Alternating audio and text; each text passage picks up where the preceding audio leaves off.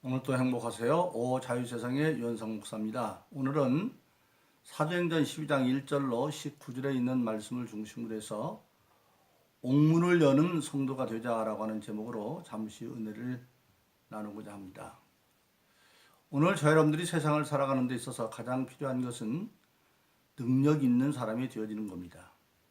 개인적으로는 기본적으로 건강에서 신체적인 능력이 있어야 되고, 그리고 일정한 수준의 지식을 갖춘 직장 능력도 있어야 되고, 거기에다가 자기가 하고 있는 일에 대한 업무 능력, 기능적인 능력도 있어야만 합니다.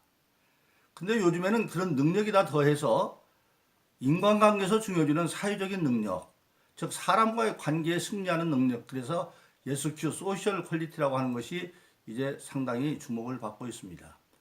그 사람을 움직이는 능력 가운데에서도 자기 윗사람을 잘 설득하고 움직일 수 있는 능력이 있다고 한다면 그것은 가장 높은 수준의 사회적인 적응 능력이라고 할 수가 있습니다. 왜냐하면 높은 사람을 움직이는 능력이 있으면 윗사람들이 그를 이해하고 그의 업무에 협조이기 때문에 그가 모든 것을 잘 해나갈 수 있기 때문에 바로 그렇습니다.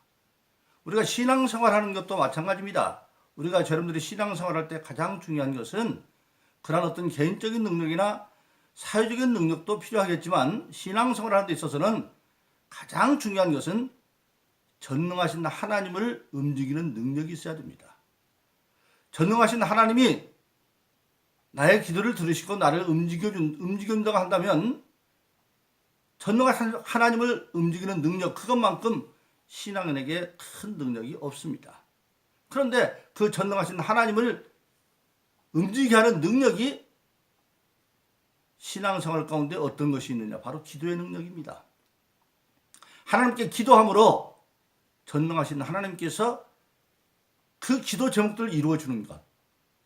성경은 엘리야는 우리와 똑같은 성정의 사람이지만 그가 기도한 즉 3년 6개월 가문 땅에 비가 내리게 할 수가 있고, 또 우리가 아는 대로 한나라고 하는 여인은 아이를 못 낳아서 굉장히 그 고통 속에 있었지만 그가 하나님께 통하는 기도를 함으로 그가 사무엘을 얻게 되어지고 그 위에도 여러 자녀를 낳아서 복된 삶을 누리게 되는 것을 우리가 알게 되어지는 것입니다. 그러므로 우리 신앙생활에 있어서 가장 중요한 것은 하나님을 움직이는 능력, 즉 기도의 능력이 가장 필요하다고 하는 것을 우리는 알게 되어지는 것입니다.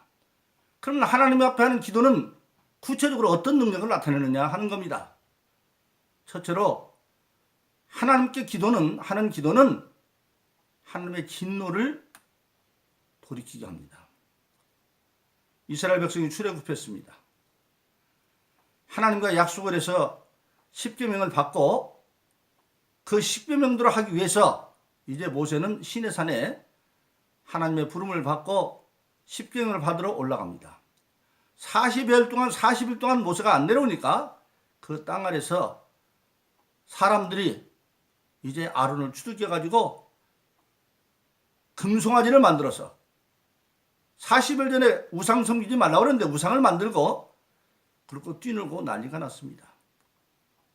하나님은 모세에게 말합니다.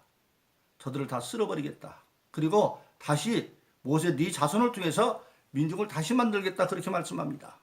그때 모세가 하나님 앞에 엎드려서 기도합니다. 진노를 거둬달라고 기도합니다. 그때 모세가 하는 기도의 처음 기도는 뭐냐면 하나님의 명예와 약속을 지키는 기도입니다. 하나님, 일찍이 우리 조상 아브라함과 이삭과 야곱에게 약속하기를, 아브라함의 후손들이 애굽에 가서 430년 만에 큰 민족을 이루어 나와서 나라를 이룬다고 말했는데 지금 그 아브라함의 후손이 나왔지 않습니까? 그런데 지금 다 쓸어버리고 내 자손으로 말미암아 다시 민족을 이룬다고 한다면 아브라함에게 약속하신 그 하나님의 약속이 한마디로 공수표가 되는 거 아닙니까?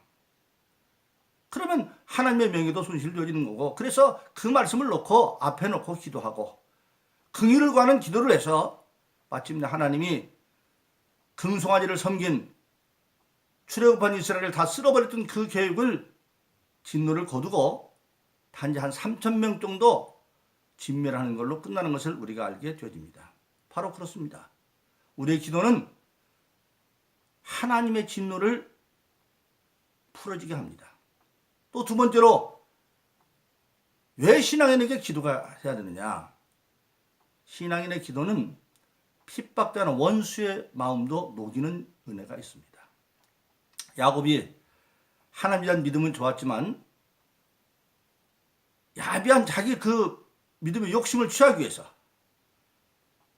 자기 형 에서가 사냥 갔다가 아주 배고파 죽은 것을 보고 팥죽 한 그릇으로 장자의 권을 팔으라고 하는 식으로 해서 야비하게 장자의 권을 뺏어갑니다. 그것 때문에 야곱이 자기 아버지 이삭이 늙었을 때에 그 형한테 죽을 것 같아서 그 어머니가 멀리 자기 친정집인 야곱의 삼촌집으로 보내었고 20년 동안 거기서 온갖가지 고생을 다하고 우여곡절 끝에 그가 이제는 큰 두 떼를 거느리고 양떼를 소떼를 거느리고 돌아옵니다. 그런데 그 소식을 듣고 그 형 에서가 300명을 데리고 야곱을 죽이러 나옵니다. 그때 야곱이 깨달았습니다. 복은 소유하는 게 복이 아니라 누리는 게 복이구나. 그래서 야복강가에서 다 이제 강을 건너게 만들고 자기는 밤이 맞도록 실미 맞도록 하나님께 기도합니다. 그 기도가 야곱의 이름을 이스라엘이라는 이름으로 바꾸어져서 하나님과 씨름하여 이겼다는 이름으로 바꿔지고 그런 야곱의 기도가 다음날 그를 죽이러 왔던 에서의 마음을 녹여서 에서가 출발할 때는 야곱을 죽이려고 왔는데 그를 보자마자 그 마음이 싹 사라지고 가서 목을 끌어안고 함께 화해하는 역사가 일어나는 것을 우리에게 보게 되어집니다. 바로 그렇습니다.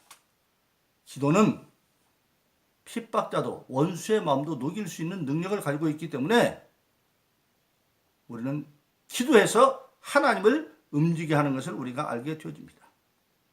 또한 우리가 중요한 것은 궁극적으로 기도는 인간의 한계를 극복하는 이적을 일으키게 합니다. 하나님은 전능하십니다. 그러나 우리 인간은 전능하지 못합니다. 아무리 인간이 노력을 해도 할 수 없는 한계 상황이 이르릅니다. 그럴 때 세상 사람들 같으면 포기할 자리지만 그때 우리 예수 믿는 저와 여러분들은 전능하신 하나님에 대한 믿음이 살아나기 시작을 합니다. 내가 믿는 하나님은 전능하시고 그 하나님은 나를 사랑하시고 그 하나님은 먼 친척도 아니고 내 아버지 하나님이시다. 그래서 나로 할 수 없지만 인간의 힘으로 할 수 없지만 전능하신 하나님이 하시면 한다는 그 믿음을 가지고 기도할 때에 거기에서 인간적으로 할 수 없는 놀라운 이적들이 일어나게 되어집니다. 오늘 본문 가운데 그런 사건이 지금 일어나고 있습니다. 헤롯 왕이 12사도 가운데 하는 야고보를 잡아다가 칼로 죽였습니다. 근데 죽이고 보니까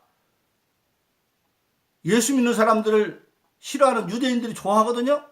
그러니까 백성들의 인기를 얻으려고 이번에는 수제자인 예수님의 수제자인 베드로를 가져다가 옥에 가뒀는데 마침 그때가 무교절입니다.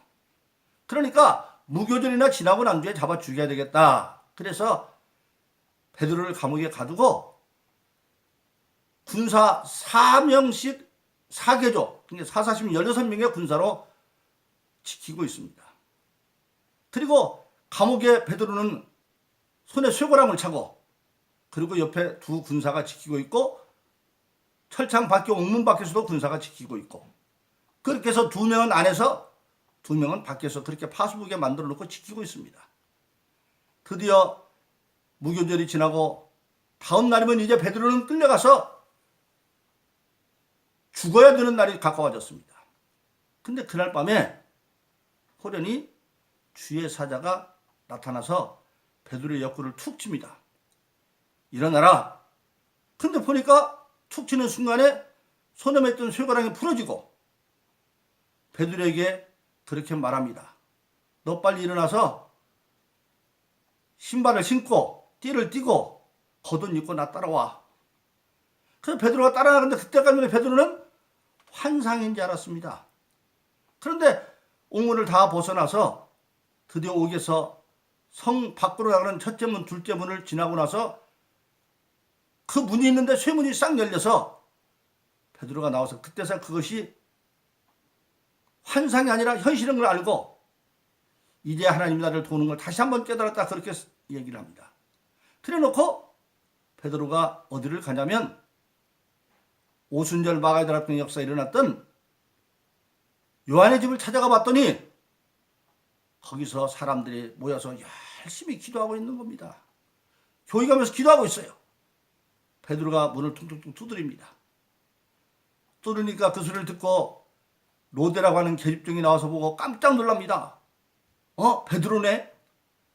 그러니까 문을 열어주기도 전에 목소리만 듣고 달려가서 로데가 거기 기도하는 사람들에게 말을 합니다. 베드로 선생이 왔어요. 사람들이 그 무슨 소리냐? 어떻게 감옥에 있는 사람이 나와? 그래도 왔다 그러니까 말합니다. 아니, 베드로가 아니고 아마 베드로의 자기 천사인가 봐. 사람이란 각자 각 개인의 개인 천사가 있습니다. 이게 베드로의 따르는 자기 천사가 와서 얘기하는가 보다. 아니라고. 근데 문을 열어봤더니 진짜 베드로 선생이 있는 거예요. 베드로 사도가. 그래서 베드로가 나와서 그 모든 얘기를 다 자초 얘기를 하니까 거기서 그들이 하나님의 전능하심을 믿고 찬양을 드립니다. 바로 그렇습니다. 사랑하신 여러분, 오늘 저놈들 세상을 살다 보면 정말 내 모르는 어떻게 할 수 없는 그러한 답답한 어떤 일 때문에 갇혀 살게 되어집니다. 정신적으로 그럴 수 있고, 가정 문제로도 그럴 수가 있고, 또 사업이나 모든 기타 문제로 도저히 내 힘으로 어찌할 수 없는, 마치 베드로가 쇠창살로 되는 옥문에 갇혀서 자기 힘으로 어떻게 할 수 없는 그런 상황이 올 때에 세상 사람들 같으면 포기하는 자입니다. 그러나 우리는 그때 믿음이 역사할 자입니다. 하나님에 대해서 그때 우리의 믿음이 발동할 시간입니다. 하나님은 전능하시고 나를 사랑하시는데 그 하나님은 바로 아버지 하나님이시다. 하늘에 계신 우리 아버지요. 그래서 그 믿음을 가지고 기도하는 겁니다. 그래서 히브리서 11장 6절은 믿음이 없이는 기쁘시게 못하나니 하나님께 나아가는 자는 반드시 그가 계신 것과, 하나님 눈에 보지만 반드시 하나님이 계신 것과, 또한 그가 자기를 찾는 자들에게 상 주시는 이심을 믿어야 할지니라. 바로 성경은 그런 하나님의 역사가 기록되어 있는 책입니다. 오늘 베드로의 사건은 베드로의 사건으로 끝난 게 아닙니다. 오늘 많은 사람들에게 베드로가 갇혀있던 그 쇠창살 감옥처럼 자기는 어쩔 수 없는 어떤 개인적인 우울증이나 가정사나 또는 사업이나 이런 것들로 우리가 내 힘으로 어찌할 수 없이 어떤 옥에 갇혀있을 때에 우리는 믿음을 가지고 기도함으로 하나님이 그 문을 열어줄 수 있다고 하는 사실입니다.